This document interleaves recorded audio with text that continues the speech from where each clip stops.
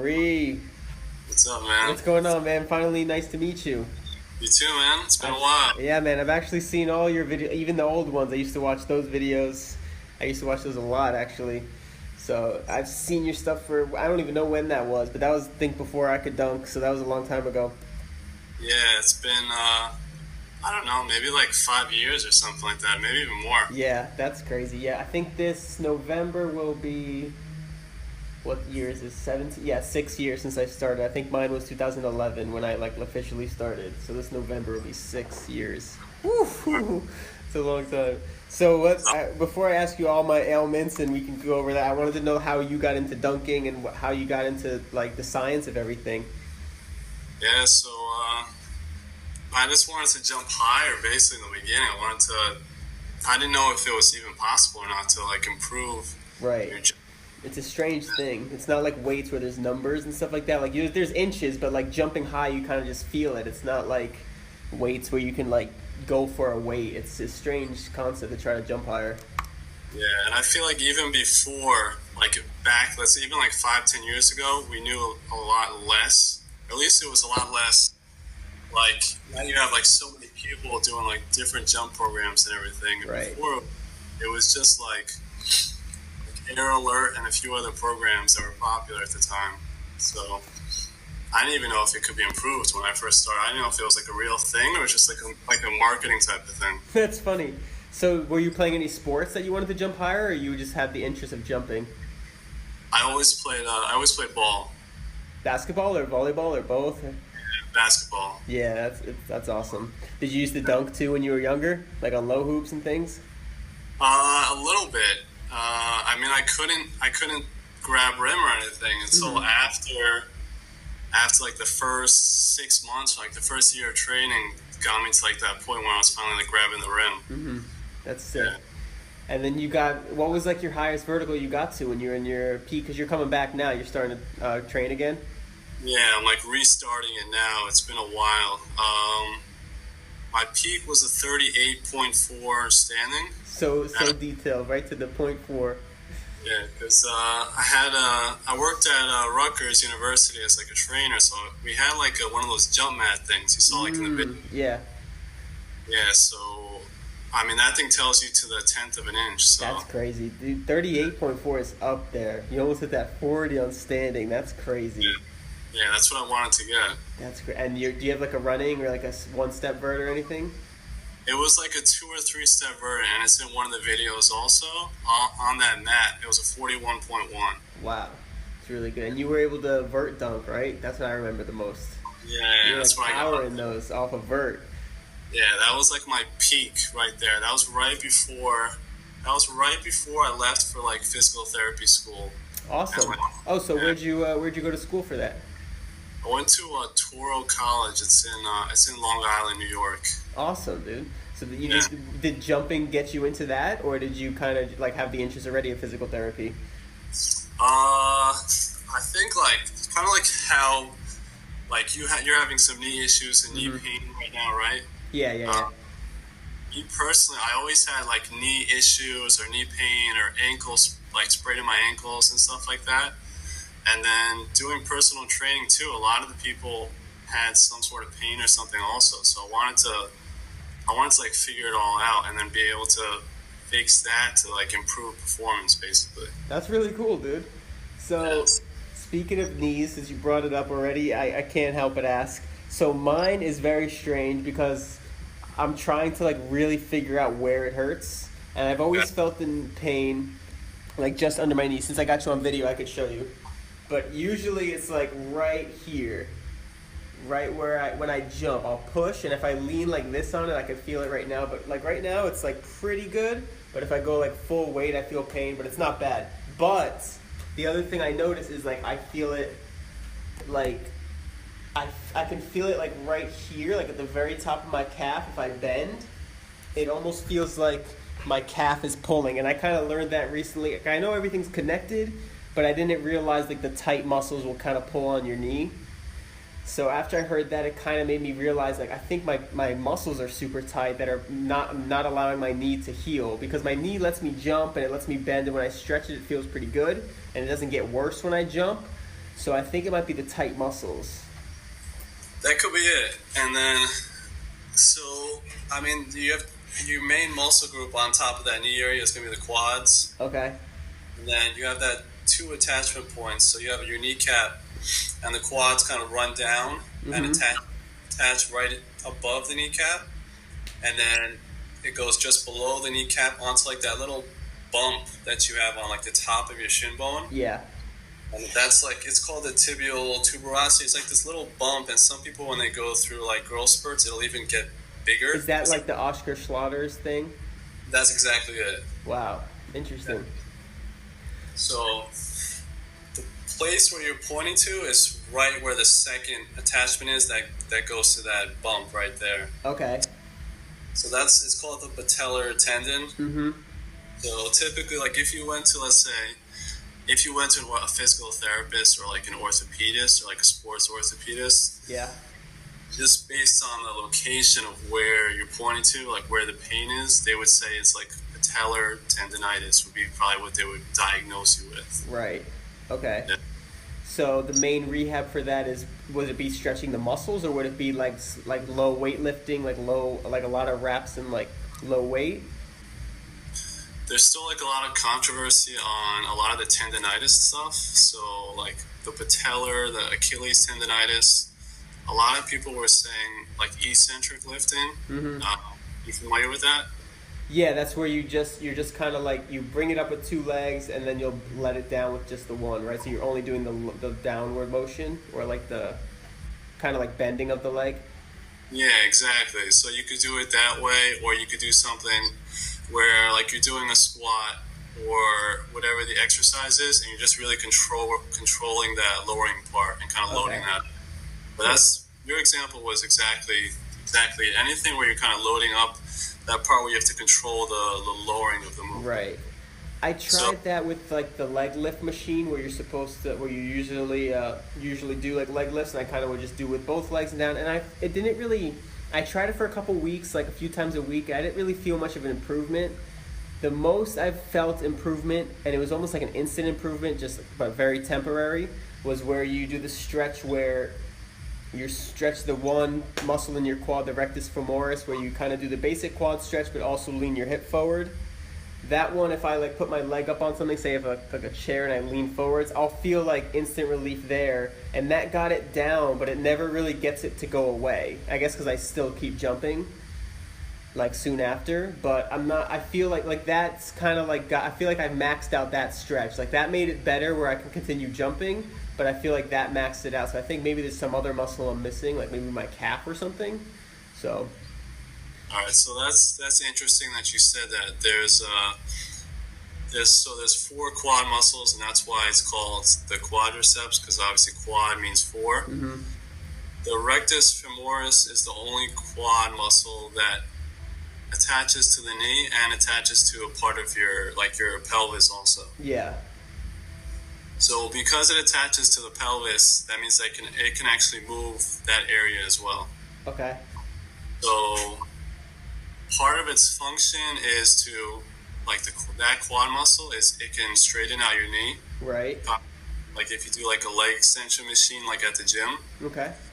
But it can also take your hip and flex it. So if you think of like when you're standing and bringing your knee up towards the ceiling when you're balancing on the leg. So it can do those 2 things.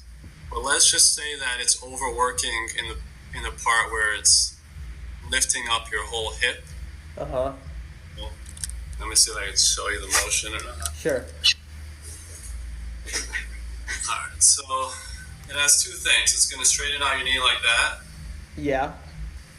And then it's going to lift, it can help lift up your hip like this. Okay. So let's just say that it's overworking in the lifting the hip part. Mm-hmm. That can cause it to kind of get tight and kind of also tug on the kneecap. Okay, so I know that my hips are super tight. That's probably the worst part of my legs. So but even though I feel that like calf pull, could that be like my hips problem, or could that all be related to my tight hips? Because my calves and my quads have always been like the most flexible out of all the muscles in my legs. Like my legs have been pretty bad flexibility wise, but I know for a fact that my hamstrings and my hips are way worse than like my quads and my calves, just because the stretches I do, when I do my quads and my calves, I can get into the full stretch like completely, and I feel the actual muscle, the hamstrings and the hips. I have very bad flexibility when it comes to like just a basic like toe touch or like squat position. It's just terrible. Wait, so when you say the hamstrings, that's you're talking about like the toe touch, right?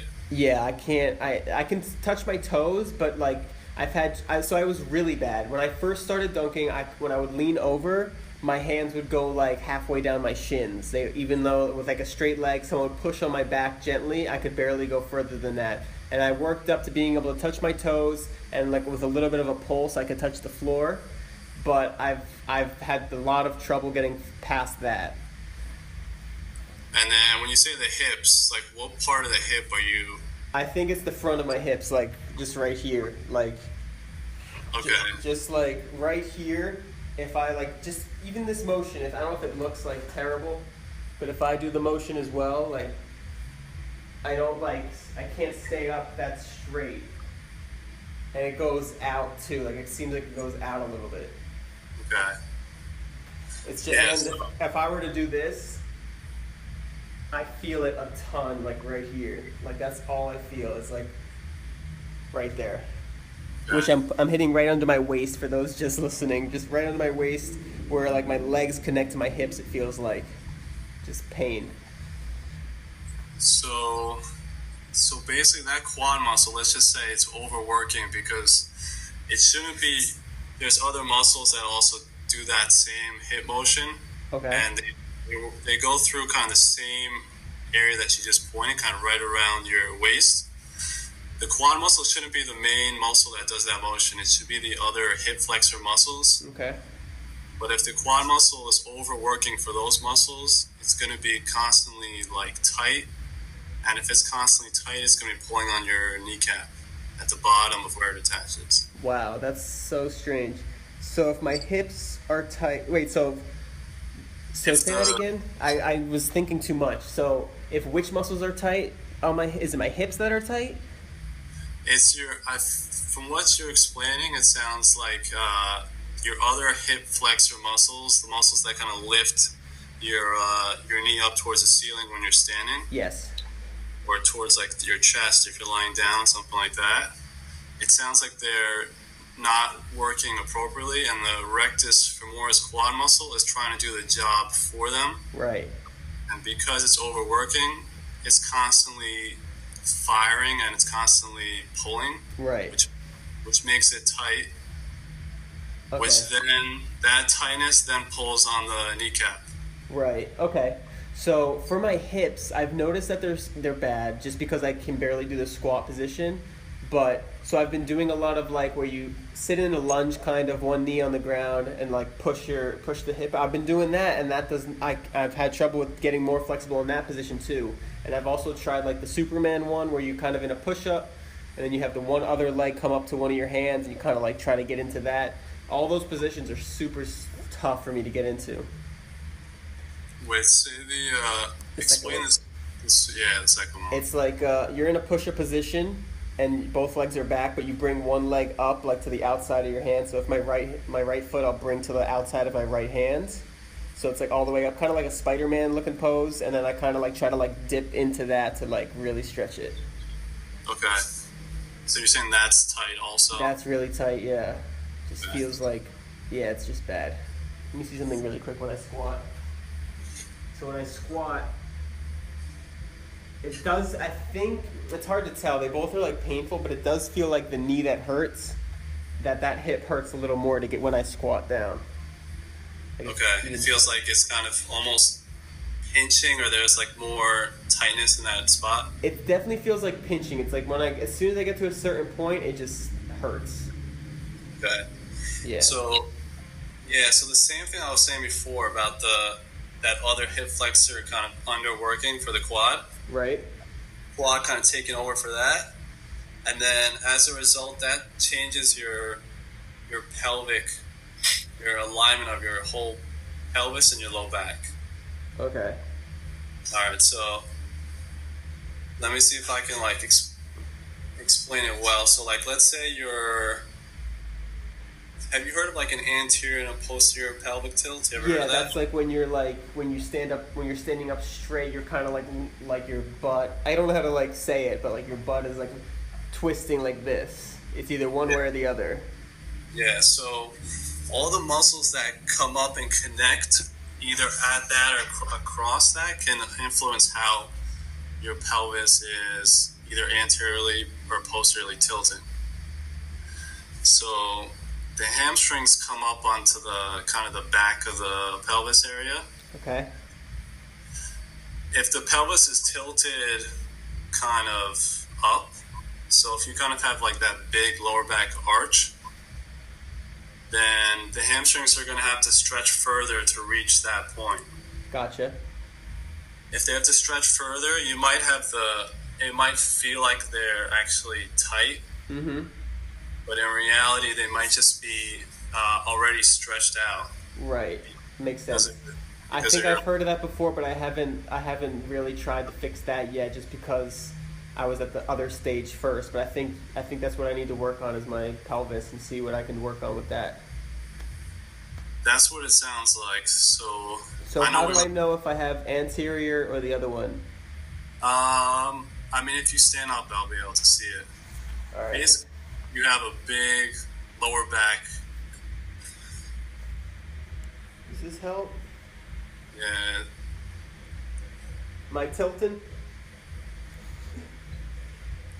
you're not bad. You got and this is like your relaxed standing posture. Yeah. Like So like this. Okay. So this is relaxed. So I think this is why I didn't go, because when I looked it up, I didn't think I had one or the other, because I didn't have no arch, and I wasn't like walking like this or anything. It felt pretty, and I try to stay with good posture, but it's hard to tell. that's definitely not like an extreme one for sure. Like if anything, I would say it's like a mild anterior tilt, so you have a little bit more than the normal like lower back arch. So So a little more arch than usual. yeah, a little bit. What does that come from? Does that come from sitting a lot? Part of it, because the muscles, once you're sitting, your hips are kind of in that bent position for a long time. Mm-hmm. And if you're sitting in that position, the muscles are gonna have a hard time kind of getting to their full length when you're doing like squats or other things that need it to kind of be able to move. Gotcha. Huh. Okay. So I'm gonna go with I have anterior tilt. I think I should work on that, because it's definitely not the other one, at least. Yeah. So what would be some basic exercises I should get started on? So I'll send you videos like tonight or later. Sure. There's exercises for improving the strength and like the activation of the muscles that should be like the main hip flexors, and then also kind of activating the glutes also, because the glutes will help kind of tilt it a little bit posteriorly. Okay. In opposite direction also. If we get that right, and then some ab work also. I do a lot of ab work, but maybe like different ab work, because I usually just go for like straight strength. I do some leg kicks, like you just try to hold it straight, do some leg kicks, and I also do a lot of cable crunches. Different ab work. Yeah. So different than that? Yeah, it's going to be more of stuff, kind of like how we're saying how you have that tilt. It's going to be more of stuff where you're moving either your arms or your legs. Mm-hmm. You have to control how much tilt or how much that lower back is moving. Okay. That makes sense. Yes. So can you give me some examples of some ab workouts? Have you heard of like a dead bug exercise? Where did I just saw that? That's the one. Oh yeah, you're on your back, right? And it's kind of like the bird dog, but on your back. Yeah, pretty much. Okay, so yeah, I'll have to. I've seen it, but I'd have to like look at the details again. So Yes. dead dog. What am I saying? Dead dog. The dead bug one. Bug, yeah. Okay. Even a plank is one of those type of exercises. Anything where you have to control the position that your low back is in, basically. Okay. Low back. your low back and your pelvis, being able to control how much of a tilt it has when your body or gravity is trying to push it in a different direction. Gotcha. Okay. So do the split bug. I'll give you a better example, like something that most people have probably done is if you're laying on your back and you do like those leg lifts, where you're lifting up like both your legs up towards your hands or something like that, and then back down towards the ground. You know which one I'm talking about? I think so. It's kind of like a V shape, like the V one. Yeah, but take out the arms. Just think of like just the leg movements by itself. Okay. You know, you with me? So you come up like this, and that's it, right? Yeah, up and down with the legs. And do you ever like at the top kind of like kick up at all, like try to like push up extra, or no? Like that little extra step that sometimes you do. That could be part of it also. But you know how people put their hands underneath the lower back when they do that exercise?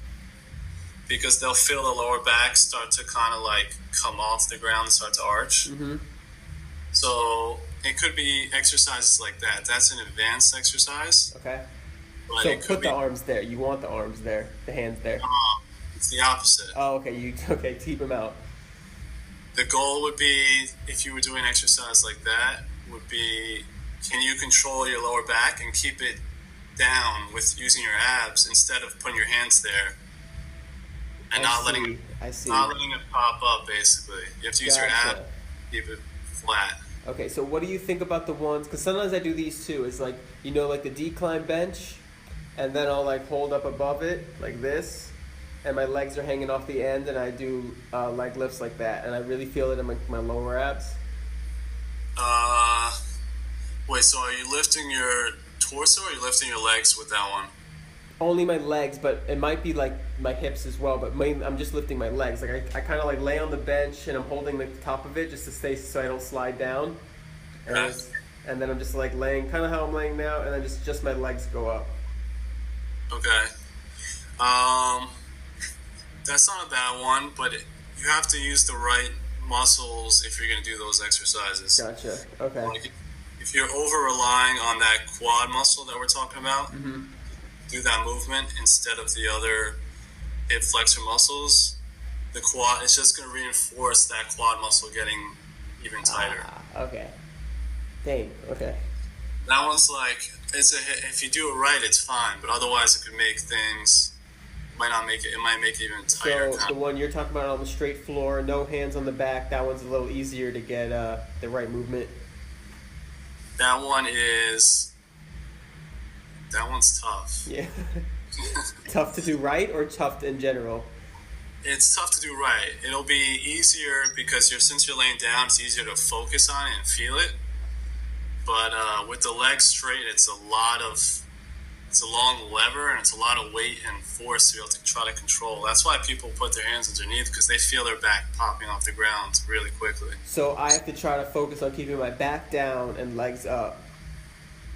Yeah, and then... So if I feel my back on the ground and I get my legs up in the air all the way up, like one rep, that's like success, like I did it right? Yeah, so a good rep would be your back is pretty flat, your lower back is pretty flat on the ground when you start. You lift up the legs. Usually the lifting up part isn't going to be that bad. You lift up your legs kind of as high as you can lift them. And then it's the lowering down part that your back is going to want to arch. Okay. I see. If you can bring your legs all the way back down to either just hovering or all the way back down to the ground without your lower back popping up off the ground, like starting to give you that arch, that's a good rep. Okay. Awesome. So your knee pain, what knee pain did you have? I had pretty much everything. I've had Osgood-Schlatter's, I've had the patellar tendonitis, I've had pain like pretty much everywhere around the knee. Wow. So what was the cause of your patellar tendonitis? Part of it is, and I'm still working on it now, it's my limited like ankle flexibility. I actually just started working on it as well. Mine's okay. I think it's pretty good, but I never work on it, so I think it's good for like never working on it, and now like at the end of my stretches I try to do that as well. Yeah, so the couple of videos that you sent me, that was one of the things I was checking, Hmm. especially with that pistol squat thing. Yeah, I don't think I resent you videos, so I could send you. I can do it now too if you want. Um, Basically, I didn't really care how strong you were there. It was more just to see of if you have enough ankle flexibility, you'll be able to balance without falling backwards when you're in that position. Okay, so then that probably don't, because I always fall backwards. But the thing is, it feels like it's my hips because I don't think I get my knee up to my chest as much. So I feel like if I was able to get closer to my knee, my ankle would be in the right spot. It just doesn't feel like, you know what I'm saying? Yeah. So I don't know. It's strange. I can't tell. I can't tell which one it is. I definitely fall back. That's the main thing. But my ankles just feel more flexible when I do other things. It doesn't feel like they're tight and like I've worked on my ankles previously just because I used to have a lot of ankle, like rolling my ankle was a very common thing when I played ball. But I would wear high tops, and I had them really tight, and I would roll my ankle all the time. But then I would watch people play with low tops, and I'd be like, how is that even possible? I'm rolling my ankle like once a month with high tops. I thought they're supposed to protect you. And then I realized maybe that's counterproductive wearing the high tops because I'm like, there's got to be something different. There's got to be some kind of like strength to the ankle. So then one day I loosened my high tops and played lightly, making sure I didn't like land on anybody. And then that day I felt like muscles in my ankles, like I felt sore, like I worked them out, and that really turned a light on, like, oh wow, I was really neglecting my ankles. And then I played more and more with my high tops not laced all the way up, and then shortly after got my first pair of low tops, and I have not hurt my ankle since. I've hurt it a little bit, like I've landed on people and it like hurt, but like no more than less than a week I've come back, and usually it's like nothing. I've worked with resistance bands. I went on like the Bozu ball thing, and they just feel way stronger and way more flexible than they were. So that was a big plus. That's awesome. Yeah, so I think that was one huge thing that I learned that like really made me happy, because I went from like polar opposites, like always hurting my ankle, to like almost never hurting it. So I would love to do that with my knees. And the funny thing with my knee is my right knee never had pain ever.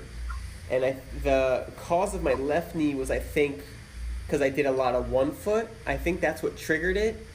And because I hurt my right ankle and I couldn't jump off 2, so I was doing like a lot of 1 foot jumping. And it wasn't bad, but then I kept doing it with the knee pain, and I think that's what really started it, and then it never healed. I never rested enough for it to heal either. Yeah, that's the other like big thing with pretty much all the jumpers and everything like that. I was listening to like I have like these presentations, like these online seminars and stuff through like work and everything. So I was listening to one about the knee, and they talked about kind of basically patellar tendonitis, basically what you have, and the stat that they threw out was 40 to 50% of athletes who do like volleyball, basketball, and like jumping sports will have like that knee pain at some point during like their careers or whatever else. Part of it's going to be just in terms of managing your stress and like the amount of strain you're putting on that knee and on your joints. So like basically not doing too much, like not going jumping for 3 hours and then going on Tuesday again for an hour, and then on Wednesday and Thursday and Friday. Giving yourself enough rest and recovery, and then as you go on your career, when your joints and tendons and connective tissues are strengthening, then you should be able to do more volume.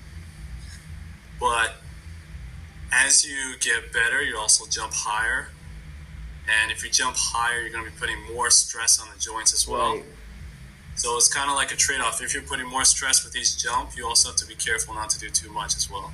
Yeah, I think that's what caused it, exactly that, now that I think about it, because like my 2 foot jumping, I always gradually did more and more, but my 1 foot was like, I always did spotty here and there. So I think since I hurt my right foot and I couldn't do any 2 foot jumping, I like jumped into 1 foot jumping way too heavy, and did it like every session for like a few weeks or a few days, whatever sessions I did. So I think that makes a lot of sense. I kind of like shocked it and didn't really gradually build it up to like have more jumps in it. I just tried to overuse it. That makes sense. Yeah. Man, I hope I get it back. I want to rest, but I know I'm never going to rest. So I think the best is to try to take it slow, take it easy, and just try to work on the other parts of my body and see how low it gets. And if it gets really close to 100, then maybe take it easy until it is. But yeah, that would be great if it gets to 100. And I'm not too worried about it. Well, I'm worried about it. Like right now, it doesn't really bother me because I can jump fine and I jump almost 100%. Like some jumps, if it's like a weird angle, I'll feel it and it kind of bothers me. But for the most part, it's very, very minor, especially once I'm warmed up. It's more of like a thing that I want to be able to prolong my jumping abilities. I don't want it to be like worse and worse, and then when I get older, be like terribly painful. So that makes sense. So, like what you said right now about warming up, helping you feel better. Mm-hmm. I mean, it's basically your body telling you that you need to warm up your tissues before you do your jumping and everything. Oh, for sure, yeah.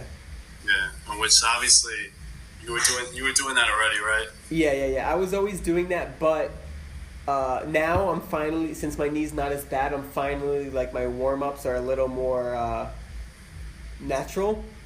Okay. I kind of warm up just because I don't want to get hurt. It's more like I feel like I could do a full jump, but like I know if I like try to like explode, I might like pull a hamstring or something like that. But before, when my knee was really bad, it was like my warm up was like going so slow, and if I went a little bit too fast, it would put too much strain on my knee, and it would like kill the session. So I would really have to be really gradual till it felt warm enough to push it more and more.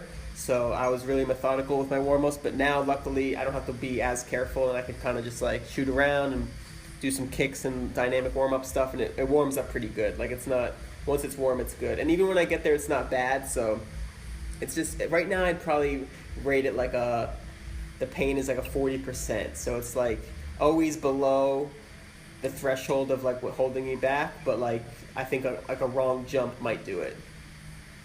But might do.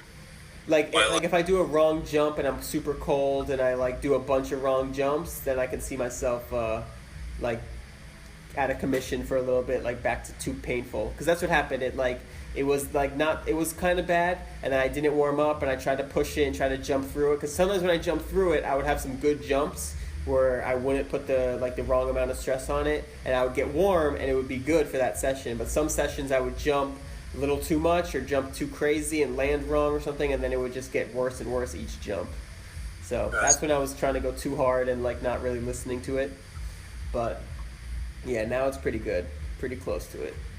Gotcha. Man, I hope my hips can get better from that pelvic stuff. That would be so great.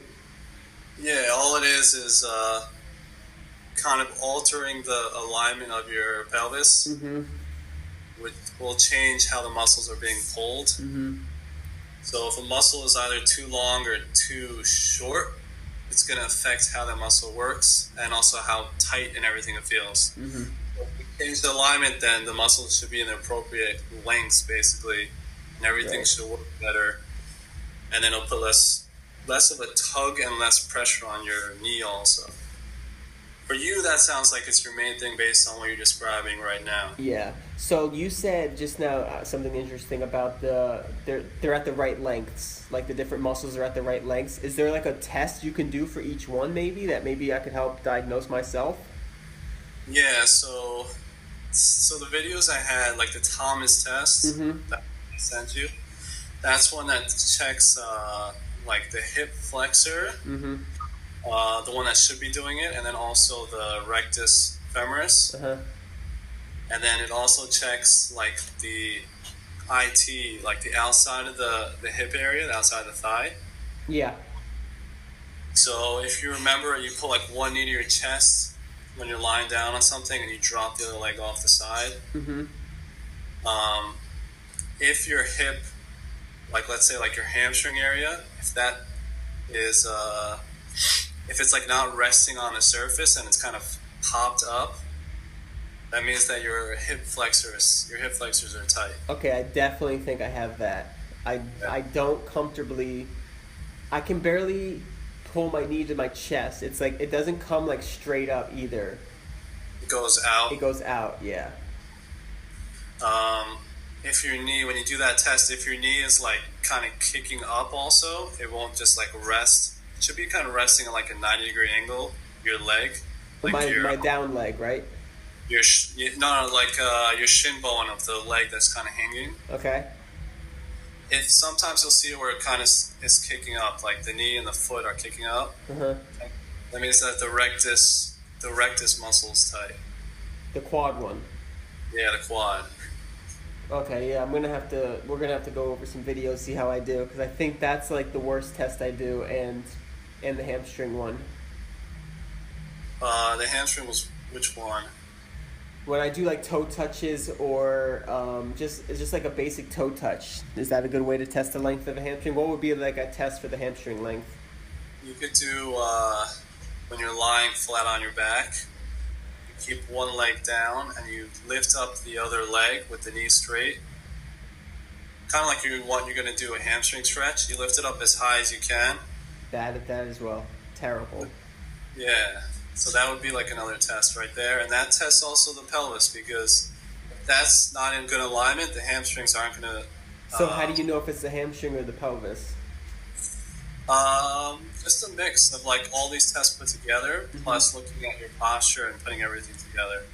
Nice. So is this like what you do at your job too? Is like when people come in with these things, you kind of put them through these tests and see what they do? Yeah, exactly. That's perfect. That's great. I'm gonna send you a lot of videos. I wish I did it sooner. Yeah. So, I mean, in my job, I work at so I'm a physical therapist. So I work at like an outpatient clinic where basically I see people who have like different. It could be anything that's like musculoskeletal. Mm-hmm. So, low back pain, knee pain, ankle pain, ankle sprain, rotator cuff injury. Mm-hmm. Neck pain, and then it could be also stuff like someone just had a knee replacement, or someone had like an ACL surgery for an ACL tear, or like a rotator cuff surgery or something like that, and I'll see them after that, and then I have to get them back to like kind of normal, as close to gotcha. As can be. Yeah. That's awesome, dude. Yeah. So what was I gonna say? So are you back to dunking yet, or are you still rehabbing first? I'm training, so I just started. I'm working with Kelly Baggett. Have you heard of him? Yes, the vertical jump Bible, right? I knew you used to do that one too, right? You used to do it a while ago? Yeah, so I've worked with like different coaches and whatnot, and I think he just knows the science and everything really well. And I feel like at this point I know it pretty well also, but he's legit. And then it's also good just to have someone else, because you're always like biased to yourself. Oh yeah, for sure. Yeah, so having him like write the programs and take a look, I'll send him some videos and stuff like that. I kind of like that. Yeah, so I actually, you've heard of the jump science guy, Daniel Back? Yeah. Did you ever work with him at all?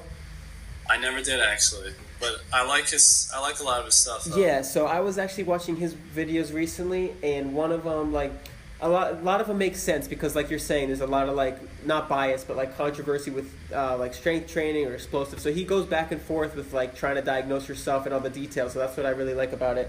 So one thing recently is like, I was always not against it, but I never used to strength train, just because I made so much progress with just jumping and like very little like lifting, that I figured I was doing well. And I kind of plateaued for a long time, and I like, everyone told me to strength train, and then once I saw his video on like raising your window, I really thought that like, that really kind of was like, okay, I think I really need to strength train. And it helped. I started strength training like earlier this year for like for real again, and that helped. But now I'm kind of stuck at this point where I watched another one of his videos, and it's like there's a point where like your fibers after strength training becomes like you're kind of in the middle of like the most explosive you can be and becoming like stronger. So I think since I've been doing both, I'm kind of like somewhere adapted in the middle, and I need to focus a little bit more on explosive training, like plyometric stuff, to really kind of go to the top of my window and be more explosive. But I was wondering if you had any insight on how to kind of diagnose yourself on like if you need strength training or you're kind of exposed. Because I have very muscular legs, but I'm not the strongest I could be. I know I could be stronger, but I feel like I built some strength and now I need to kind of go more explosive, and then I'll go back to strength training. Okay. So those are all like good points. Basically, like I would say that this like Kelly Baggett, the guy I was talking about, will kind of say a lot of the same stuff about this. If you want to check your strength, and like this has to be for someone who has lifted at least a little bit before, Right. Because if you haven't, then it could just be that you're just not used to squatting, like squatting barbell and everything. So the number is different. But assuming you have some experience lifting, I would say that a barbell squat would be like the best test for like lower body strength. Okay. So you kind of take your body weight, you check what your max squat is, you divide the two and see kind of how much above, like what your ratio is basically. If you're like around, like what do you know what your max squat? So I think I did 315 recently. I did like my biggest PR I did ever, and it was like I think it was 315. I think I did it twice. It could have been 3 times, but I know I did it at least twice, and that was like not all the way down, but definitely below parallel. How much do you weigh? I weigh 170, and I did at the time too. So maybe like 172, but right around 170. Okay, so you're probably right around like if you did 315 for 2, you'd probably be around somewhere in the 330s. That's exactly what I'd say. I say like 330, 340 maybe at the most for 1 rep. So that's pretty much 2 times body weight, and that's a good spot right there for strength. Right. So if you're at that point and that you've kind of improved recently with that, okay, so if you've improved and you got to that point, what you're saying makes sense. You kind of improved your strength, and now you want to be able to take that strength and put it back into the jump. So then you kind of focus on more of the explosive stuff. Okay. Yeah, it just feeling my body definitely feels like that, just because I increased, and it's like the strength is now there, because I also did a box squat, which I never do, and I did a really heavy weight that I'm definitely like a PR. I did a box squat of 385, just 1 rep, and I know I wouldn't be able to do that like a few months ago, because I started squatting and then I hit the box squat and it was only like a couple weeks in, but like I definitely wouldn't be able to hit that weight a few weeks ago, so the strength is there. Oh, and the other thing I've done that I increased was my hip thrusts, because my pelvis, all my hamstrings, my hips, when it's so tight that deadlifts are tough for me, so like the hip thrusts were really helpful. So those went up a lot too. How much weight are you using on that one? So when I did it, I think I did on the free weight, I know I did 3 plates for like a lot. That's the thing, is that I like for the squats towards the end, I stopped doing hip thrusts just because my gyms didn't have good machines for hip thrusts. But for squats, I started doing just 1 rep of each just to stay explosive. But the hip thrust, I was doing multiple. So I think I did at least 315 for like 6. And I might have done 3.5 plates, which is, what is that, 365? Yeah. I might have done 365 for like 3 or 4 reps. That's solid. So I went up a lot. And I know I did the Smith machine. I did like 4 plates, because that thing I could just like pack on the weight and I don't have to worry about it. So... But I did that. That was before I did like the free weight of like 315 or 365. I have it written down actually. I could look, but I'll do it another time. But that definitely went up too, because when I started, I was at like 2 plates and I did 3 plates, but I did more reps on 3 plates towards the end too. So that definitely went up, which means my strength went up. So definitely feel like I need to do more explosives. Yeah. So the next thing would be to look at. It would be called like your explosive strength. That would be like the term that they use for it. Okay. And that's more applicable to jumping, because when you jump, you only have a certain amount of time on the ground where you have to put out all that force. Right. So if you do like a barbell back squat, it might take you 3 to 5 seconds to do a rep. Let's say your max is 350 or whatever it is, but when you do your jump, you only have a few tenths of a second. Right. not getting all those 350 pounds of that max into that jump. Right. Yeah, so the goal is to get as much of that squatting power into your jump. So a good test for that would be like your standing vertical. So like how was that for you? That actually recently improved, but I think it will not. But I don't know what to say. So I just started like trying to do it again because I neglected it for a while just because I was like trying to dribble dunk and like do tricks and stuff like that. But I'm like I want to start standing vertical again.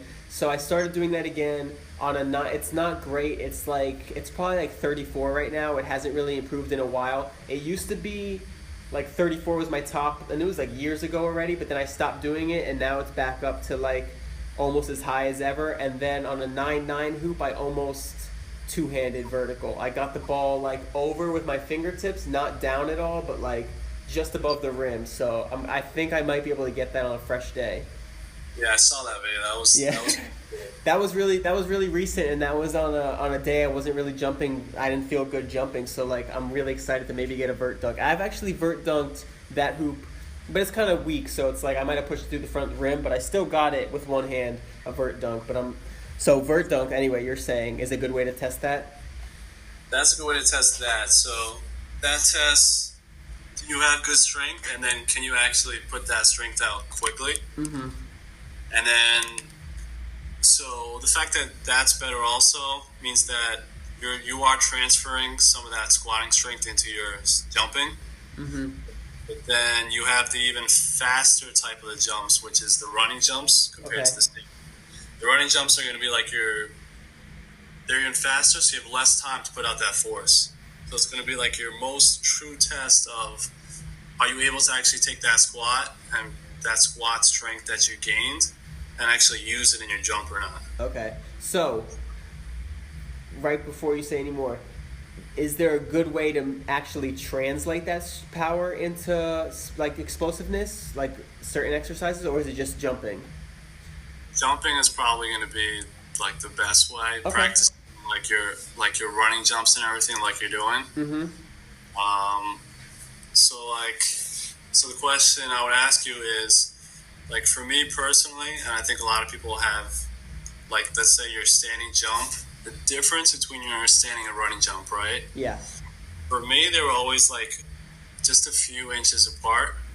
So when my standing jump was about 38, and then my running jump, even though it was 3 steps, that was 41. Let's just say my full run up was like a 42 or 43. Mm-hmm. Like a 3 to 5 inch difference.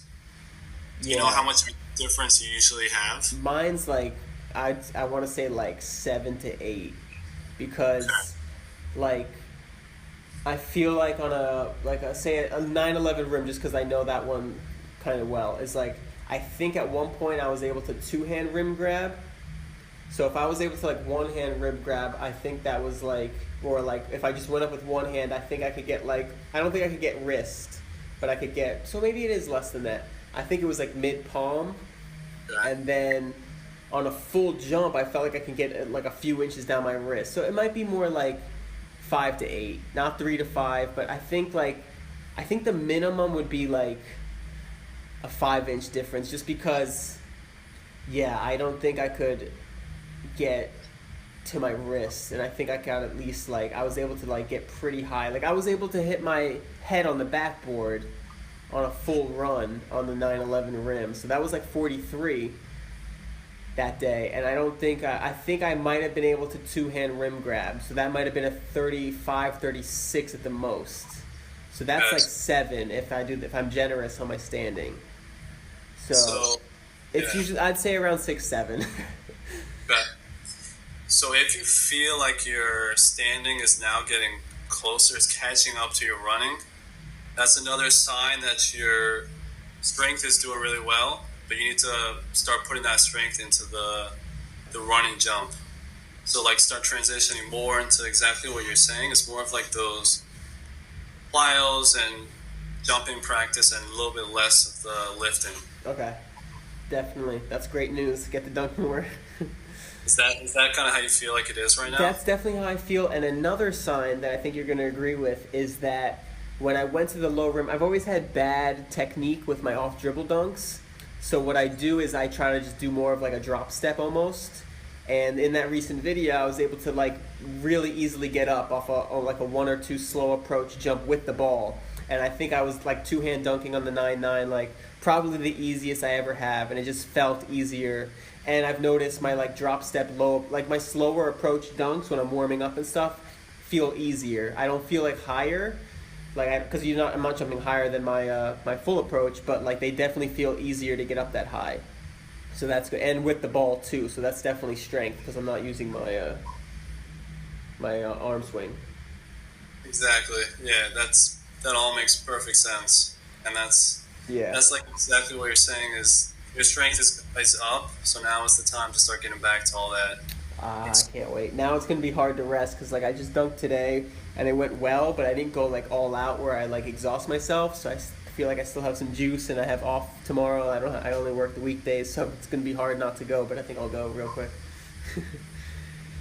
I think like the other test that you could check would be like your reactivity. So kind of like your stretch reflex. Okay.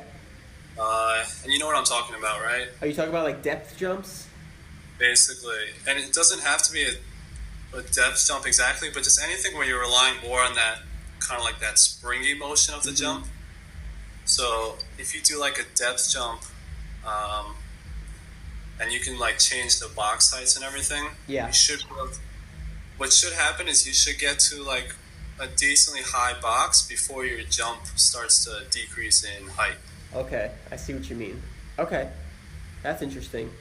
One other test, just a random thing that I noticed on myself too, is that like I think because I've just been like strength training and dunking, I haven't been playing basketball, so I haven't been doing a lot of like 1 foot stuff or like change of direction stuff. It's all been like 2 foot jumping, and since my knee hurts, I don't do any 1 foot jumping. So when I do play basketball, I don't feel nearly as light on my feet, especially changing directions. So I think that was one of the main signs that made me feel like I need to be more explosive, because I was jumping like I felt like I was jumping so easy, like off a drop step when I was warming up, and like in between games I would like throw it up and do like a slow approach and just get up high, but I wasn't quick. I felt like I was losing quickness. I had like explosion and power. I could like feel it. I could feel that I was like getting up high, especially off like a little drop step without the ball, but like when I would play, I would just feel like I was like on like tree roots instead of like agile feet. Yeah, Yeah, that's another classic like thing that's like saying it's time to work on the explosiveness. This is all great news. I love it. I like strength training, but I rather do more explosive training. It's a lot more fun. And the fact that you improved your strength also, and the fact that you feel like that means that you still have more, still got like more room in the tank to improve, because you still have some of that strength that you haven't yet converted into your jumps. Awesome. That's what I'm hoping for too. And there's another sign too, is that there was some days where I felt like I was getting like my highest, but I just felt a little off. Like I didn't feel like on point with like my jumping. I felt like I was getting high, but like tricks are off obviously, and just like my angles are off and things like that. And I couldn't jump like effortlessly. It felt like I really had to get like the perfect plant. So I definitely feel like the high days were there, but now I can get back to like practicing the jumping, and then it'll get back to normal. So now moving forward, after I do like my jumping training, how do I know when to get back to lifting? So if you notice that exactly how you're saying, how you feel like you're strong, but you don't feel like that quickness off the ground and everything, once you start feeling that quickness back, and you feel like you're probably gonna get to a point where you feel like you have that quickness and you're just kind of stuck, like let's say you get another inch or two and you're at like 45, you're stuck there just for months, and you feel like super quick off the ground. You did a lot of that explosive work, you did a lot of like the plyos and the practicing jumps, just plateaued, then it's probably time to start going back to squatting and stuff like that. And what would you be all right, I'm looking forward to it though, because that just means I'm improving. So it'd be great if I'll be in a great mood if I go increase vertical, because then I feel like I'll finally figure out the formula, because it's been a lot of years of like trial and error and things like that, and like trying to avoid lifting and just trying to figure it out. But now it finally makes sense. Like I can see an actual path, so that would be great. What was I about to say? Oh yeah. So do you have like some basic workouts, like what like that you mainly want to hit? Like if I go back to the strength training phase, would it be just like squats and deadlifts, pretty much? So, like you're asking, like for you, right? Yeah. So Yeah. I'm kind of an elite jumper, I guess, sort of, not like the other guys, but I'm getting there. I think you're up there, man. You're getting there. What, 43 now, right? 43, I think I could say, like, confidently that I hit that. But I want to measure it, and I want to measure, like, maybe slapping the backboard or something and measure that. But I would love to get to a Vertec one day, one of those Vertec machines, or things that you slap. That would be great. Yeah, so I have something that's called a blast. You see that blast motion stuff? Those Yeah. I have that little one for vert, so Mm-hmm. I'm gonna start using that. Have you, like, seen the accuracy of it? Like, is it pretty good? That's the only thing I don't know about, because I've been trying it out and I used it already in like some of the videos and stuff like that. And sometimes it seems like it's on point, Mm-hmm. and then sometimes like it gives you a number. You just know it's not there. It's not right. Yeah. Are you gonna use that app that we found that video of? That app Oh, number of me? so I was looking into that app. I found it. Have you seen that before or no? No, I've never seen that before, but it was really funny. So those who don't know, we found this video. Someone stole my video. They gave me credit, so it's fine.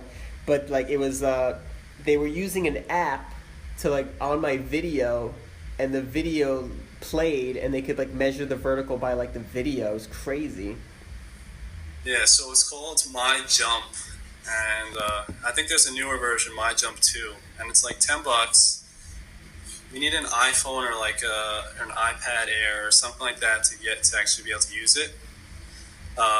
You have an iPhone, don't you? Yeah. So wait, real quick before you go into it, the one I was using in that video was the Hyperdunk shoes had like a chip in my shoe, and Yeah. like I wanted to bring this up about your blast motion. When I would grab the rim or anything, it would screw it up.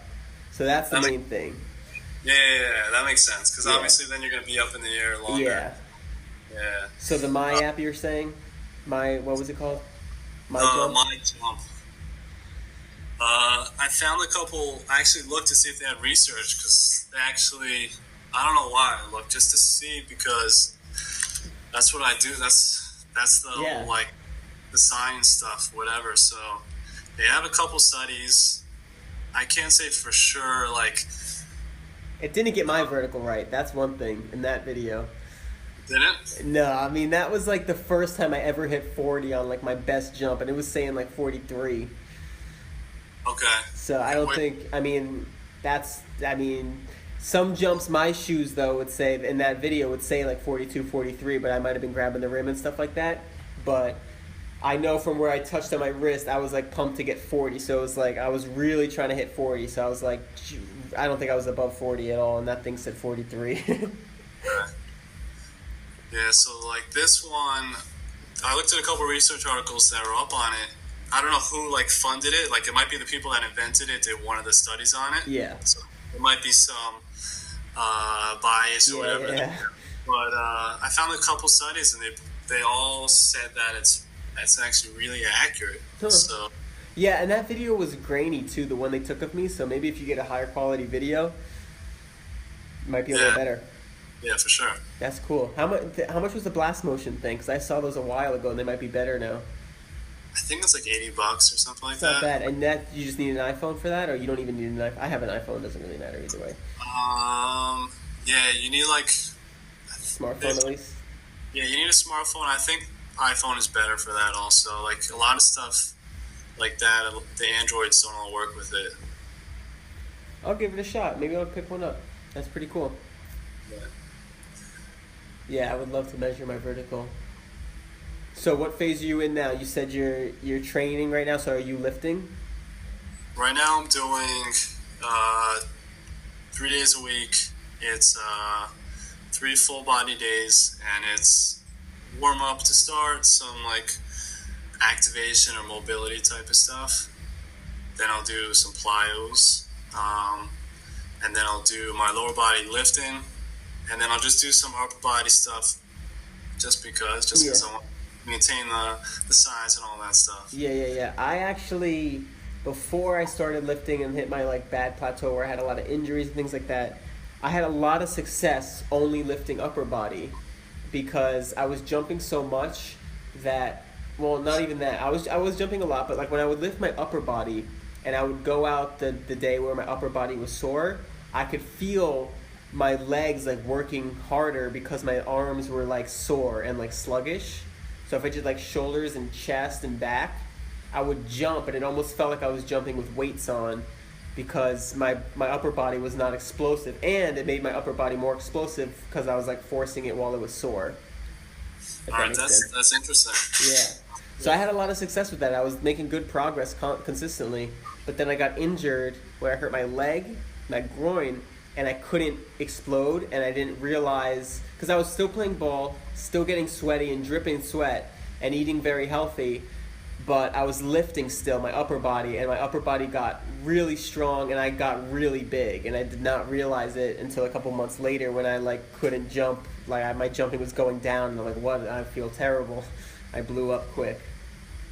Wait, so you're saying that was from all like the upper body mass that you gained, basically? So I gained upper body mass, and since I got heavier, my legs got bigger because they were like, I guess, holding more weight when I was jumping. My legs everything got bigger, and I thought I was eating very low carb at the time, so I'm like, I'm still very lean, but I didn't realize I just had too much weight. My body like couldn't handle it. Like my knees started hurting, like more of like a pain, not like a jumping pain.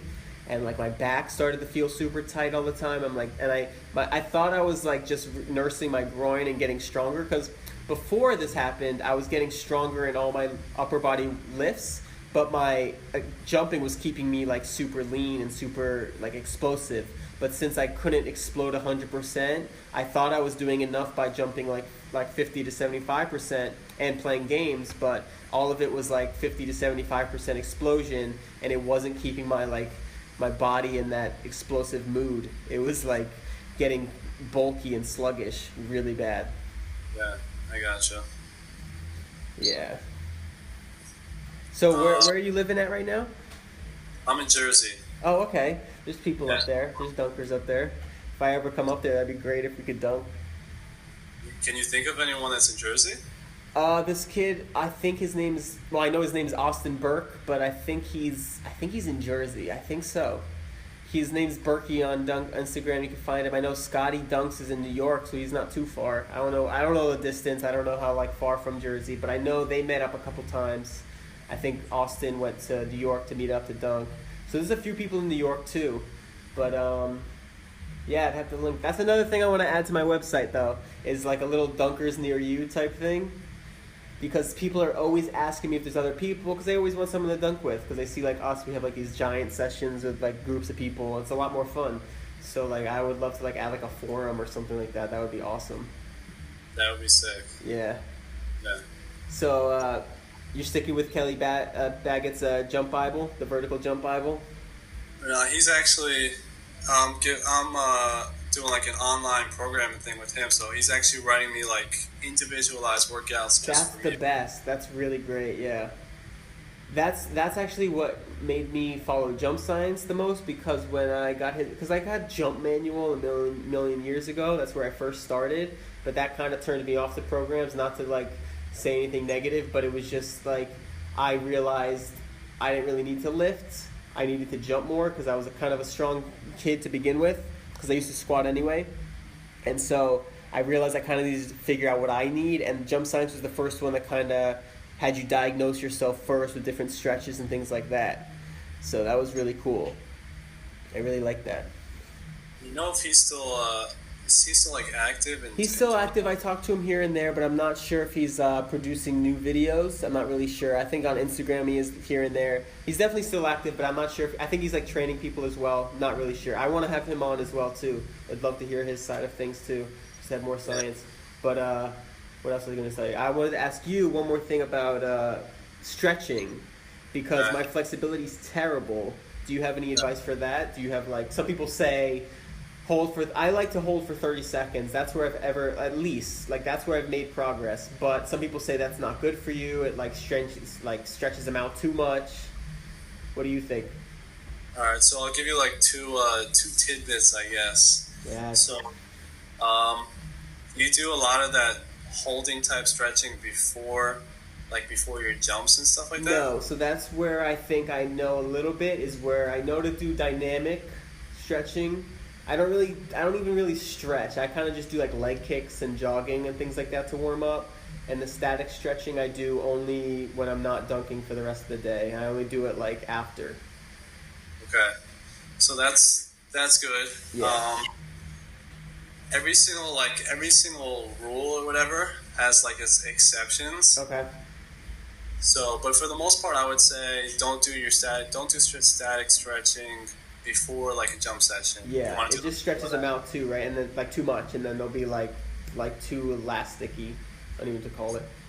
Yeah. So for you, the one stretch that might be good to do statically, which I wouldn't worry about it anyway. You could try maybe one session just to see how you feel. Would be like that one for the rectus femoris that you were talking about before, where you prop up the back of the foot on top. Like that one might be the only one because it might kind of relax that muscle and let the other ones kind of fire better. So are you saying do that one like statically? I'd say try it. Try like doing it statically before one of your sessions. Okay. Do all your other warm-up stuff. Do that one for like 3 to 5 sets of like 30 seconds to like a minute hold. Mm-hmm. Maybe kind of near the end when you feel like you're almost ready to start jumping, and then start jumping, see kind of how it feels after that stretch. So this is what I've actually been doing. I haven't been doing it recently because my knee is good enough. Like I don't even bother. But what I did when I was like trying to come back to jumping when I heard it is I would warm up with just jogging and shooting around in very, very minimal jumps, like maybe just touching the backboard super light. And when I first broke a sweat, I ran over to like the carpet where I could put my knee down and just would do the rectus femoris stretch and just kind of pulse it a couple times, and then it would like instantly feel a little bit better, and then I would start jumping like right after that, kind of like get it over the threshold of the pain and then start jumping. So I was kind of doing it, but more dynamically and a little bit of a static, kind of just like a really quick thing just to kind of like boost it. That's basically exactly what I was saying. Yeah. But for flexibility wise, you're saying hold it like a few sets of holding it to 30 seconds to a minute. All right, so this might be different than what a lot of people have like heard before. Mm-hmm. So this might sound, I don't know, it's gonna sound different. I like different. Yeah. So what I would say is that there's like new research and new stuff going on now that a lot of that flexibility that a lot of that tightness and flexibility that they feel, like those restrictions. Let's say like you feel super tight and you do like that hamstring stretch, or you do that rectus, and then you're more flexible right after. Let's say like 3 minutes later, you just stretch for 5 minutes. Yeah. Right after that, you're more flexible, right? So, like, what do you think happened in those 5 minutes? Do you think you actually changed the length? I feel like you just warmed up. Yeah, you warmed up, and then you feel like you warmed up, so the tissue will be more elastic. Yeah, but I don't feel like that's my problem. Is I don't feel like it's a permanent, like it got longer. So that's exactly what I'm saying, is that you're not changing. When you do those stretches, you would have to do like months and months of that. Mm-hmm. See more permanent type of changes, because you're affecting more of like there's receptors. Have you heard of like the Golgi tendon organ and muscle spindles? Not really. Like, so wait, before you go more, I think that makes sense for me because I had such bad flexibility that I got myself to the point I am now, but I think I need something else than what I was that got me to this point. So I would say that there's two options. You can stretch for months on end, and then hopefully those kind of like gymnasts and stuff stretch, and hopefully it'll become more permanent. Like every day, you're saying? That's what you mean by months? Yeah. Okay. Pretty much every day and consistently. And then it'll become more permanent like that. Or you can try to adjust like the stuff that we're saying with your core, like your pelvis alignment and all that stuff. Mm-hmm. We'll change that alignment. It'll change how much of a pull all those muscles are getting, kind of how much they're getting stretched and all that. Mm-hmm.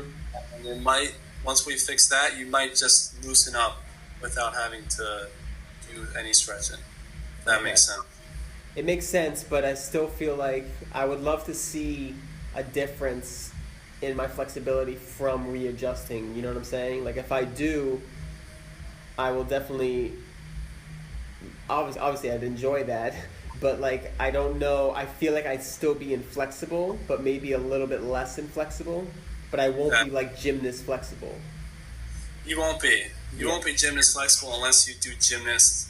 Unless you literally like they spend long periods of time. Is that good for jumping to be that flexible, or is it almost like overkill? Yeah. So like I think that's what you were mentioning on one of the other podcasts, right? Yeah. Yeah. So there's gonna be. I think you said it right when you talked about it. There's gonna be like a point. There's a good balance. So there's gonna be a point where like you're flexible enough, or you have the proper amount of flexibility for jumping. Mm-hmm. And if you're kind of way past that point, way more flexible or way less flexible, both of those will kind of hurt you. Right. So the reason why I want to get so flexible is because I want my body and my muscles to be the healthiest, and I feel like the more flexible, the healthier. Like recovery wise and just like long term wise. Do you think like if you were as flexible as like gymnasts or like those people, you see those people that like take their legs and like bring it all the way around to like touch their head? You think like if you had that flexibility, do you think you would be healthier? I just feel like if I did like a huge jumping session and I was able to get that deep of a stretch and fully stretch it out that night of and like the next day, I feel like I would recover better and my body can like handle more. So that makes sense. So I think like what you're saying is you want to basically improve your flexibility. Yeah. Well, and I think like for your case, you do need to improve it because the stuff that you talked about earlier with like when you squat and stuff, how you feel like that tightness in the front of your hip, you shouldn't really have. So if we improve stuff like that, I think you will feel better and like it'll help your like longevity for jumping also. Right. Yeah. But after I get away from the ailments, like if I have no ailments, I don't really need to worry about flexibility as much. Like I don't need to get more flexible as long as I'm flexible enough where I feel healthy. Kind of. There's like they've done research and there's kind of like benchmarks for like what is like decent flexibility for each of the joints and a lot of the movements. So I would say you would kind of compare yourself to those benchmarks. Okay. And then see how you are. If you're kind of at those marks, then you're probably fine. But if you might still be below and feel healthy. Yeah. And then I would say maybe you should still work on some of the flexibility type of stuff.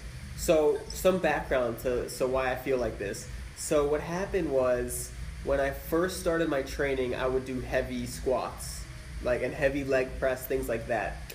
And growing up, I didn't know anything about stretching because it was just never a factor. I never needed to and I would lift weights before I started jumping. I would lift weights, full body, things like that, and my legs just got super, super tight, like really bad. And I learned later on when I talked to a trainer at a gym, he kind of put me through some body movements, and he said that my upper body and my lower body were almost like two different people because my upper body was extremely flexible and my lower body was extremely inflexible.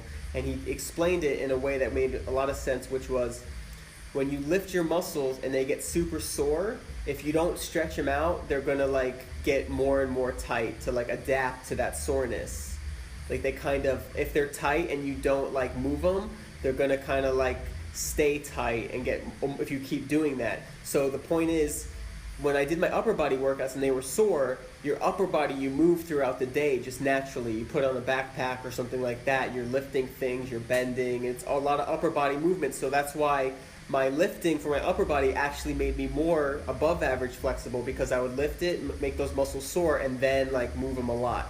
But my legs were the opposite. I would get them super strong, and then I wouldn't do any stretching, and you don't get natural stretching from walking and running. You need to do those like strange movements, not strange, but just like the different positions to actually stretch. And I never did that, so they got extremely sore, and that made me extremely tight. And so I've been battling it ever since. And I feel like if I'm not super flexible, I'm just like basic flexible, like a little bit more than I am now, I feel like they're not as optimal as they could be if I was like above average flexible. But I don't want to hinder jumping, but I don't think it will if I'm like a little bit above average flexible. So I'm just like curious which is better, above average flexible or kind of like average, and just you can maximize your jumping. Wait, so I guess, what do you mean by, what is average flexibility? So I think average is like someone who I guess can like maybe, I think it's what you're saying, which is like the, what was the word you used? Like the, I forget, but basically like where I could maybe, the benchmarks. If I can hit those benchmarks and I'm like, okay, I hit them, should I stay there or should I go to the above average so I could be more even better? It's like I'm not sure. The problem I'm having is like, will the above average flexibility, above the benchmarks, hurt my jumping, or will it be healthy and still allow me to jump as the maximum I could? I don't think you're at those benchmarks for some of your joints. Like yeah, definitely not.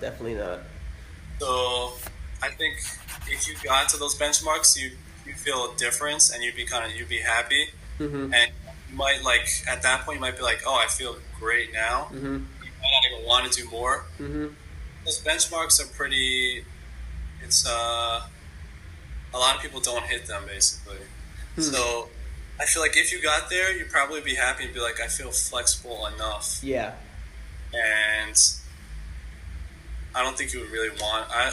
If I asked you if you got to those points, I don't think you would. If I asked you, I think you would say like, yeah. I feel good right now. So two things. One is that whenever I research flexibility and like getting like stretching, all I find is like such basic information. It's nothing like athletic. It's always like, okay, hold a stretch for 10 seconds or like touch your toes. It's nothing like very, very detailed.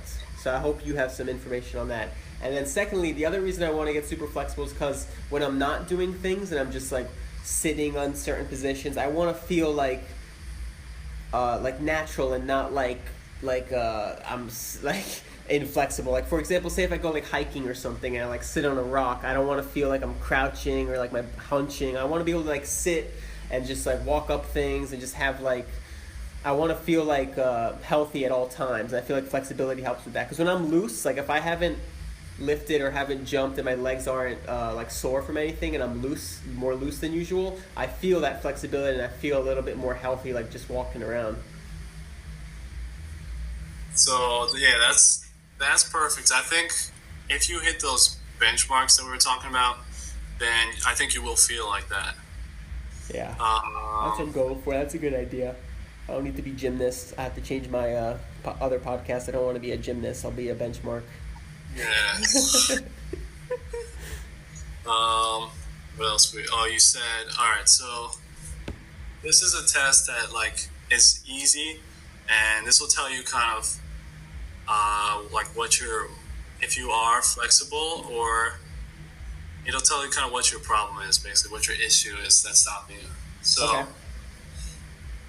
You do something like the let's say for your hamstrings. Mm-hmm. There's something called an active movement and a passive movement. Okay. An active movement is when you do it yourself, and then a passive movement will be the same exact movement except someone else will move that body part for you. Oh man, that sounds so nice. That's like I've had someone stretch me out maybe once, like maybe a friend would like push me, and that was like the greatest thing ever. So Yes. active sucks, man. Like trying to pull my own leg or pull myself down. That's why I think that's my downfall. So what you can do is you check the active movement. So let's say it's like the hamstring one. You're laying on your back. Yeah. And you're lifting up that one leg and seeing how high you can get it. You do that one first. You see how high you get. When you have someone lift it up for you, and you see how high they can bring it.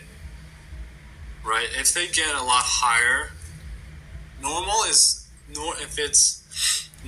they'll be slightly better. Okay. If it's significantly better when they lift it for you, when you're just relaxing, that means that you have the flexibility. Okay. That means that it's not like a stretching problem that you have, because if you were that tight, it wouldn't just be able to lift it and bring it to that point, because what changed right there? Right.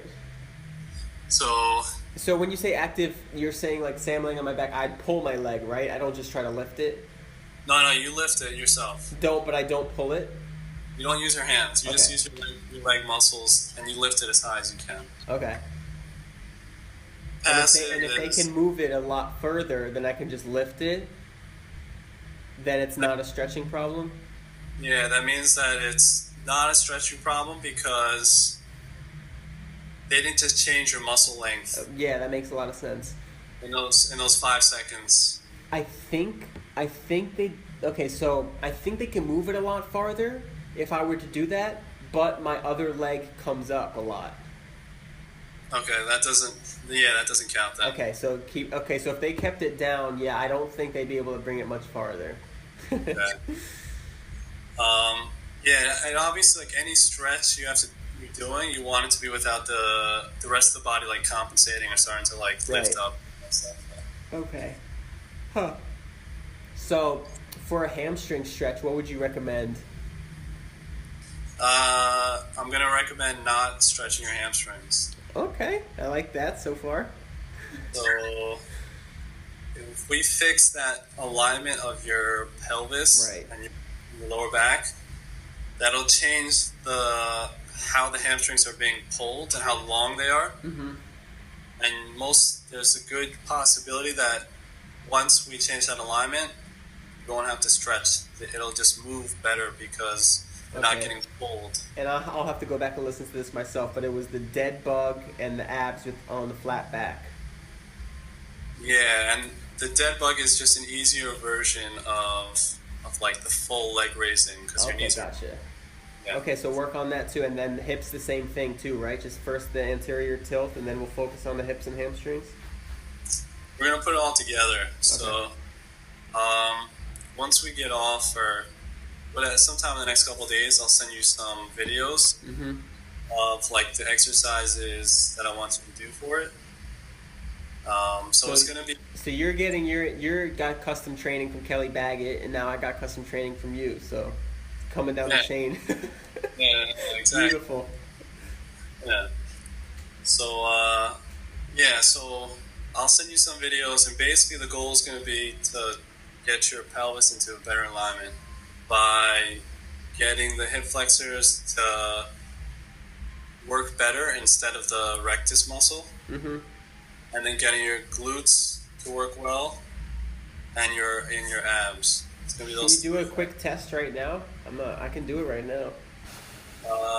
For which one? Like at the one where I lay down on my back and test out my I pull my knee up. Okay. Should I try that one? Yeah, go for it. Okay. Should I go this way or this way? Lay like parallel with your lay that way. My here, you can see me. So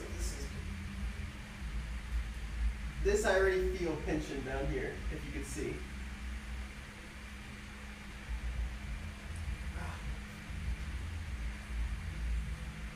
This one comes way out. Okay. If I pull it and relax this leg, it'll like come up. Okay. That's not terrible. That motion's not too bad. It's not terrible. Inflexible. That's not bad. Not bad? No, but you shouldn't feel that pinching that you do though. Okay, so what does that mean? It means we'll have to work on that stuff. That way, everything is in that better alignment, so you're not getting things rubbing in different areas. That Stuff like the dead bug and stuff? Yeah. Okay. Interesting. Yeah. All right, that's cool. So yeah, that pinch is bad. Like, it really makes me feel like I can't bring my knee up at all. Like, I don't have any, like, that's always been the worst for me, is that knee, bringing that knee up. And even knee kicks, I look goofy as can be when I try to just do like knee kicks and when I do like leg kicks too. Like, I feel it in my hamstrings a lot, but like when I do a leg kick, it's so low. Like, I can't even keep my legs straight at all. Let me do the other one, the leg up one real quick. Yeah. All right, you see, right? Leg up is like this. That's it. Oh, okay.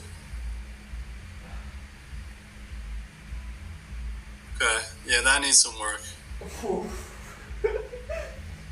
Sheesh. So what does that mean? Same thing? Is that the same hips? I mean, the pelvic tilt?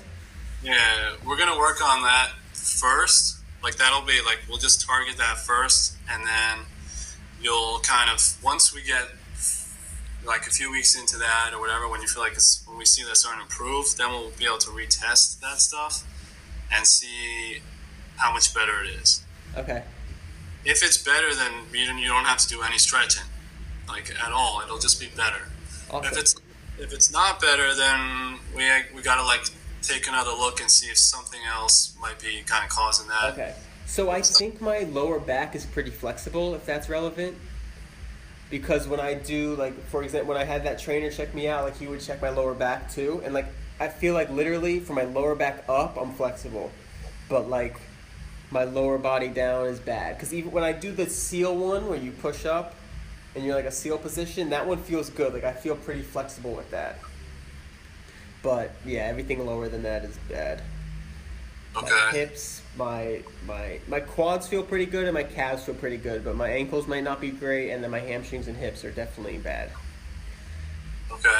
Yeah, so, I mean, the lower body stuff is going to be the main stuff. Yeah, for sure. Yeah, that we need to get. All right, I got one more thing for you. Ask about. How did you come up with jumping is better than chocolate? I was just trying to think of any name, basically. Like, something, I want it to be something catchy, you know? Yeah. I went into like what made you start it? The page?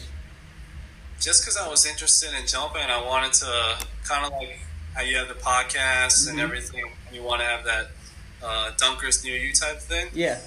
Just to talk with other people who were interested in jumping and just to see kind of what they were doing, what was working. That's awesome, dude. Yeah. I really like it. Yeah. So I went into some random website. I don't know how I found it, and you just type in like a word or something, and it just like scrambles it and just gives you like, it spits out just random titles. Yeah. So I think it spat that out for one of them. I was like, that sounds. I like it. Yeah, it's funny. It's like I like it. It is catchy. I really like it. Came across that. Are you going to be posting more on that? Get back into it. It depends. Like if there's activity and people post, I'll definitely post on it. Yeah, if there's stuff going on, if you're on and other jumpers and stuff are posting, I'll post on there too. For sure. And what about your training? You're going to be documenting your training again? I'm gonna try to. Like, I'm never good with all the videos and everything. I'll try to get a video up every so often. Like, yeah, just to show like an update of what's going on. I just like to see the progress. You know, it's fun to see like the weight gains and the vertical gains and things. Yeah, so that's. For now, I'm gonna do that. As long as I'm still training jumping, I'll do that. So we'll see. Like, last time I went hard for like 4 or 5 years. So we'll see. Like, if I go hard, as long as I'm going hard, I'll post updates and videos. Awesome. So are you gonna? Do you have any vertical goals and dunk goals like that you have in mind that you didn't reach yet? Vertical. I want to hit that 40 standing. That's and then, sick. I want to get 40. I need like 47. I'm like 6 feet tall, so I need like 48. I might be like 6'1" in shoes. I need 47, 48 to get my head on the rim. That's awesome. So that would be like where I want to get running wise. And what about like actual dunks? Do you have any tricks that you would be like a dream? So this is probably different than a lot of the dunkers and everything. I just want to be able to do like a sick, like super nasty, hard two-handed tomahawk dunk. So do you know Peter dunks? He's the blonde one. Peter Olson. Yeah. He's exactly the same way. He likes tricks, but he's all about just straight vertical and dunking it hard. That's all I want. Like all that stuff is sick. Yeah. But I'd rather just jump high and just dunk it. Yeah, dude, I'm the same way. I can't really choose between the two, but I love just getting up and high. I mean, that's all I really can do right now, and I would love to just get my head near the rim and dunk it hard ttoo. That'd be sick. Like those videos where they put like the foam roller on top of the rim. We just did that. Yeah, I saw it. When was it? 2 days ago. Yeah, 2 days ago. And I just did the YouTube. Actually, I just did the YouTube video tonight. So, like, I just posted it just before this. So, like, I have all the slow-mos and all the angles and all of us trying to hit our heads on it. It was fun. And who was there? It was me, CJ, and Isaiah. How did you guys do? So, Isaiah, I think CJ touched it with his head, but he's kind of coming back off a hiatus. So he's not like at his pure jumping form, but like Isaiah was, and he like really hit it with his head. It was on the 9-9 rim, so like he got like probably like here on the rim, because he like hit it and then like was there. I think CJ hit it, but not like fully. But I've seen CJ get higher, but yeah, they got it easy. I was probably like, I actually was like looked like above backboard but below rim. I looked about like this far. Let's see, like. Maybe like this far from the foam roller, from the rim foam roller. So I was happy with that. And I had the little sprout in my hair, so like I almost hit it with that. Not really. But it was a good jump. I was happy with it too, and it wasn't even my best day, so I'm looking forward to more. And I like that angle too. We had the angle on the wall. It was super high. So it's a great angle to get like a height check on. That's sick. That's awesome. Yeah. It's a lot of fun, that foam roller. That would be cool if you can do that too. Get the head. That's a huge goal, is head at rim. Yeah, so I got a question for you. Sure. So you've done like a lot of dunk sessions, and you've seen a lot of dunkers. Mm-hmm. You've done a few contests already and everything? Yeah. Who's the highest jumper that you've ever seen? Okay, so let's see. It's pure vertical, not like dunks, just pure height. So it's gonna be close because it's hard to say. So I'd have to go with the ones I've seen, it's so close. So I think it might be Jordan Kilgannon, just because the way he dunks it, when he jumps, is like he really explodes and he flies like super quick. But I've seen CJ and Isaiah recently, he got so high. So it's like different sessions too. So I've seen Isaiah get his head at a legit 10-foot rim. That was crazy. And I saw CJ, seems like he almost got his eyes to a rim level one time. Like he jumped and he like pauses in the air, and I swear his head was at the rim. So that was like probably the highest jump I've seen in person, and Kilgannon as well.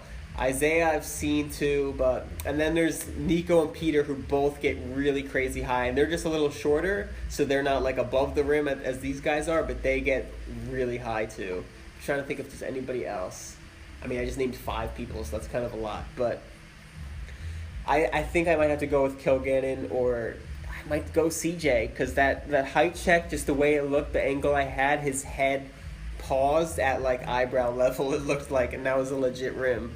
I don't know if you've seen that one where it like they had the photo shoot at the same time. He really got above on that one, so I might go CJ. I haven't seen Kilgannon in person that much, and I haven't seen him at his like full strength, so I might go CJ if I had to pick one. Is Kilgannon is he still really into it and everything? He's still healthy? 100%. I think he's lifting right now, heavy. So he's in his lifting phase right now in the lab, behind the scenes. That's what he does. He goes, I don't know if I'm giving away secrets. No, it's not really. But he's just in his lifting phase right now, which is a lot of heavy lifting, get stronger. He knows what he's doing. and he's gonna come back I think in a month about. I think he'll be done with his lifting phase and back to dunking. But yeah, he's definitely always working, constant. That's all he does. How's like, do you know like what his like squat numbers are or anything like that? Shoot, I don't, but I don't think they're as crazy as other people. Like, I know Jay Clark, he lifts a lot. Isaiah just hits a lot, and Nico lifts a lot as well. They're all really strong. Nico just did like, I think it was 465, I want to say, on the hex bar, the deadlift. Like, I don't know if you might have saw his Instagram. He lifted a lot there. So I know Jay Clark lifts heavy too, and Isaiah just started lifting, or just finished lifting heavy. Isaiah just finished lifting heavy. He just did like, I think 400 on the deadlift. I think that was a big goal for him, so he just hit that. But Kilgannon, I don't know his numbers. Because he's not really posting his lifts, so I'm not. I think he's told me, but I don't remember his lift numbers. But I'm sure I want to have him on as well, and I will definitely ask him and bombard him with all the questions.